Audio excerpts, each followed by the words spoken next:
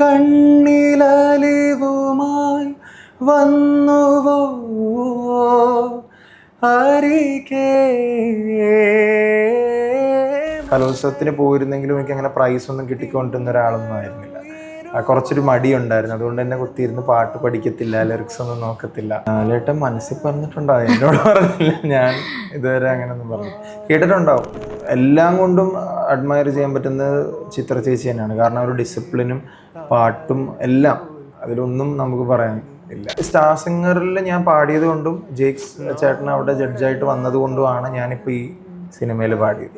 കുറേ ലൈക്ക് എന്തെങ്കിലുമൊക്കെ ഈ മെൻ്റൽ ഹെൽത്ത് പ്രോബ്ലംസിന് മ്യൂസിക് തെറാപ്പി ഭയങ്കര ഹെൽപ്ഫുള്ളാണ്.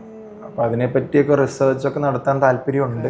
അപ്പോൾ അത് ചെയ്ത ആൾക്കാരാരെങ്കിലും ഇത് കാണുന്നുണ്ടെങ്കിൽ സിനിമ എന്ന് പറയുന്നത് ഒരു വലിയൊരു ക്രാഫ്റ്റാണ്. എന്ന് വെച്ച് കഴിഞ്ഞാൽ അതിൽ കുറേ പേരുടെ ഒരു ഹാർഡ് വർക്കും ഉണ്ട്. അത് അവർ പ്രതീക്ഷിക്കുന്നതെന്ന് വെച്ച് കഴിഞ്ഞാൽ അൾട്ടിമേറ്റ്ലി ആൾക്കാരെ എൻ്റർടൈൻ ചെയ്യാനും അവരെ ഒന്ന് ഹാപ്പി ആക്കാനും പിന്നെ സമൂഹത്തിൽ നടക്കുന്ന എന്താണോ അതൊരു ജിസ്റ്റ് പോലെ കാണിക്കാൻ വേണ്ടിയിട്ടാണല്ലോ സിനിമ ഉള്ളത്. മിഴിയോരം നനയുകയോ മനമെങ്ങോ